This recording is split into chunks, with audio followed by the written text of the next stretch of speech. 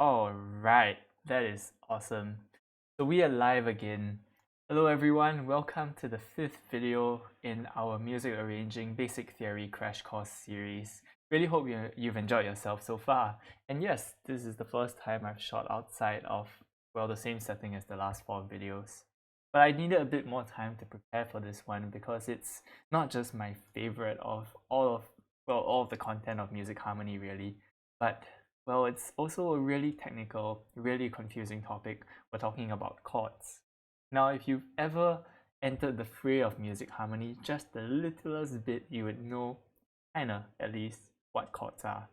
And you probably might have been just the littlest bit intimidated by these because they are really the most technical bit of music harmony.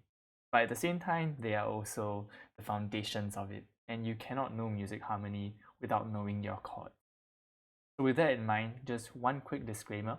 If you haven't watched the last videos on scales and intervals, and you're not too sure about what those are, or if you just like a quick refresher, please do, because I will be building off both concepts in this video.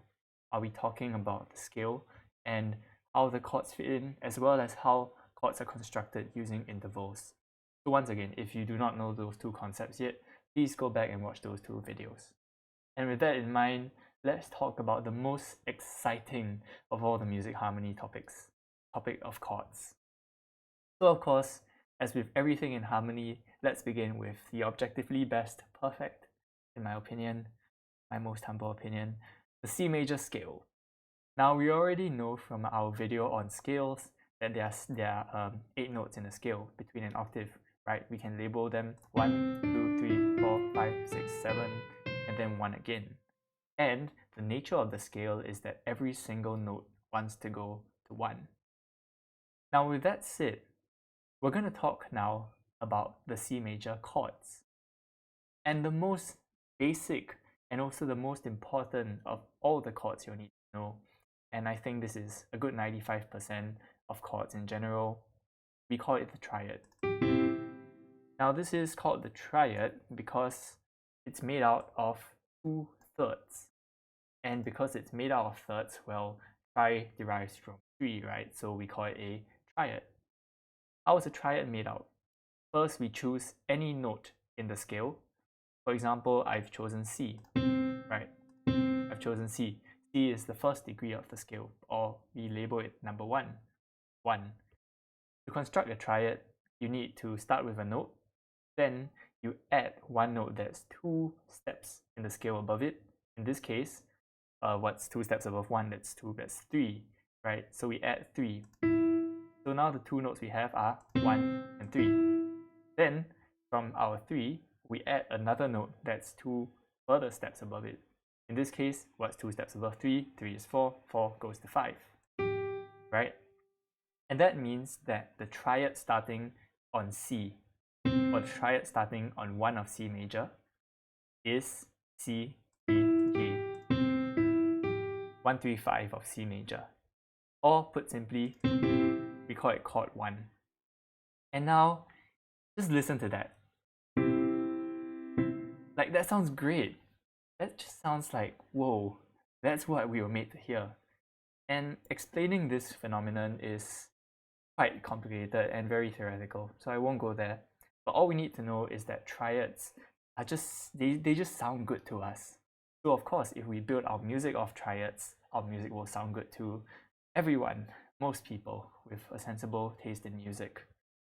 And well, with that in mind, if we can construct a C major triad based on C in C major, then surely we can construct all the triads of the C major scale simply by doing the same thing, right? We just add a note that's a third above it, right? Because 2 steps is a third. And then afterwards, we add another one that's a third above that. So if we follow this pattern, we have the beautiful scale of C major triads, which I'll play for you once in its full glory.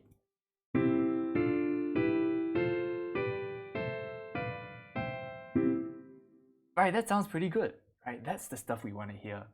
And if you hear this, you know it's music, right? Because we're just so used to it. Now, if you're looking at the screen instead of hearing my voice, you might realize that the way I've labeled this is in Roman numerals, right? So the first degree of the scale, 1 of C major, C its triad is chord 1. That's 1 in Roman numerals. The chord on 2 is chord 2, the chord on 3 is chord 3, the triad on 4 is chord 4, so on and so forth. Right? I mean, that's just music theory for you. We shortcut everything. Shortcuts are the best. Now, what might be a bit more confusing is why some of these use capital letters while some use small letters. And then there's this one here with this weird little circle at its corner. And that's what we're going to talk about before I explain why this is useful. And this is very, very useful, possibly more useful than anything else in this series. Now, we all know that chords, triads really, are constructed out of thirds, right? It's 1/3 at its bottom and 1/3 at its top. We also know that there's two different kinds of thirds from our intervals video. We have the major third, which is a major third because you go to C major, you find the third, and this has 1, 2, 3, 4, 5 steps in between its two ends. Now the minor third is just one step less than that.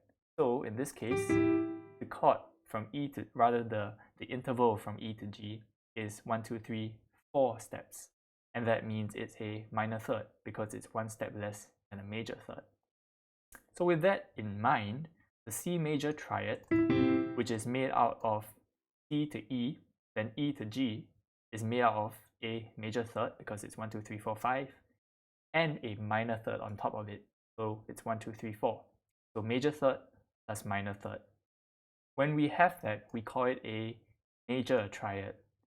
So a major third plus a minor third gives you a major triad.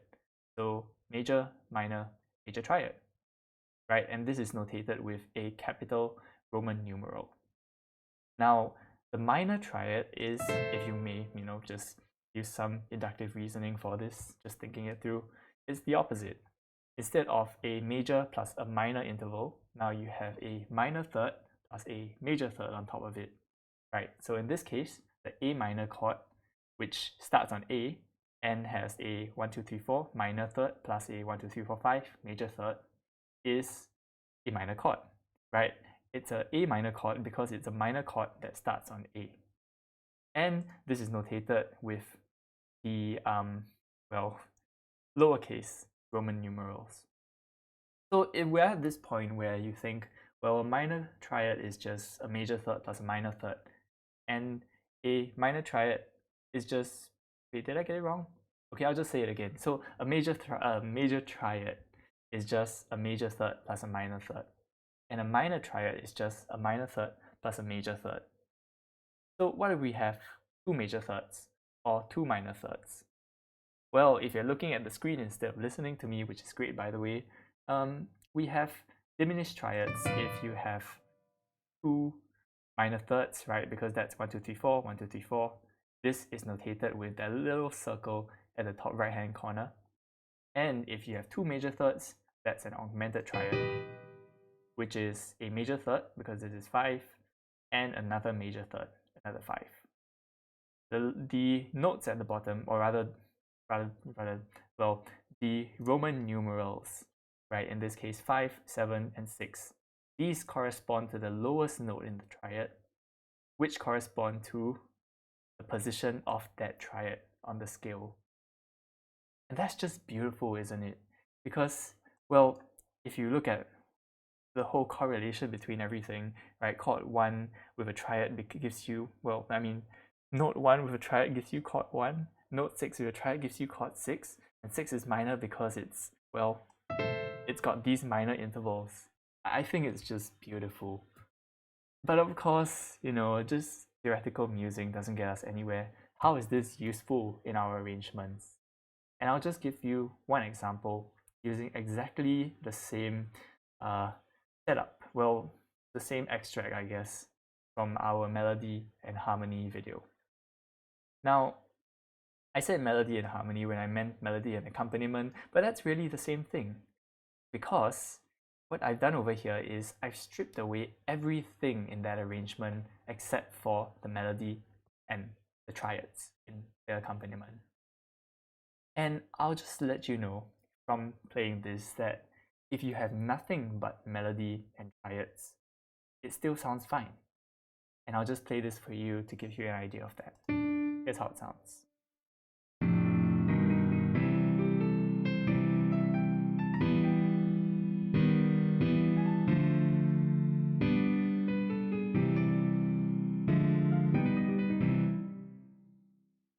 So it's a bit boring, it's a bit slow, it doesn't really have as much energy as you would like it to have, but it still sounds pretty good. Why? Because we followed the harmony and we've just added triads to the harmony. That's all you need for something to sound decent. And that's the very minimum, I think, for you to write a good accompaniment. You must follow the harmony. Now from the harmony, just this, we can add on whatever we like. And this is the full version of that extract. It's got lots and lots of elements, not just the melody and the harmony. You can see some rhythmic elements, you can see a counter melody, but in essence, it's really the same thing. And why I love to use this extract so much is because I just use triads. Like if you look at the left-hand part, it's nothing but triads.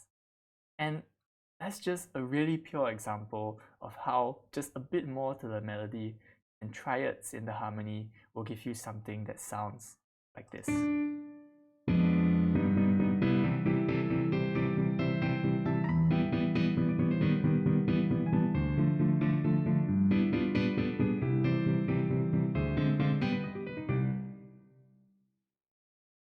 now I'm going to play the first example again, just to give us an idea of how this evolved into a full arrangement from a melody and harmony.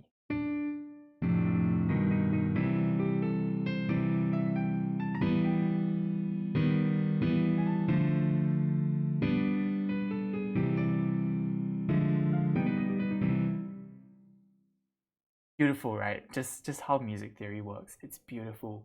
All you need is melody, harmony, and honestly, that's all. And once you have this as your foundation, you can build up everything from it. So now the thing is, there are lots more talk about when it comes to chords. Just lots and lots more. Like I can't even begin to scratch the surface of the whole realm of music theory surrounding this, and you can tell I really love this topic. But this is, well, this would be too complicated for a short series like this. So what I'm gonna do is, I would just like to give you a little bit of advice when it comes to arranging yourself. Because, well, you can, when you're arranging yourself, you probably can hear the melody. You can probably transcribe it. Transcribe meaning hear the melody and then write it down. But how about the harmony? How about the chords? How do you listen for the harmony? Now, this is something I've figured out after many years of arranging and doing music theory. But I think for starters, what helps is slowing down, listening to every note that you can at the same time. Now, just listen to every note that's playing and then write it down and try to construct the triads. Try to see which set of notes from this entire conglomeration of notes forms that one beautiful triad. If it misses some notes, that's fine. You can just choose whichever triad sounds closest to it and it will still sound okay. So that is the magic of harmony and the magic of knowing the triads in a scale. I hope this has been useful to you. If, well, there's enough demand for it, I might do a whole series on advanced harmony. But for now, listen out for those triads. So to quickly summarize, we talked about a few things today. We talked about triads in a scale. We talked that a triad was just a major third plus a minor third for a major triad, a minor third plus a major third for a minor triad, and then you have the other combinations for diminished and augmented triads. But essentially, a triad is made out of 2/3. And by constructing every triad in a scale, you will get the Roman numerals of the exact same degrees of the scale. It's really just that simple, and it's just wonderful how it all comes together. So in practice, just take this in mind. Listen out for the key, listen out for the triads in the key. Just go write those beautiful chords on your arrangement. Hope this was helpful, and well, that's all we have for today. We're going to leave the realm of harmony from the next video onwards, and we're going to start talking about rhythm and texture. So thank you so much once again, and take care of yourselves. Stay safe, guys.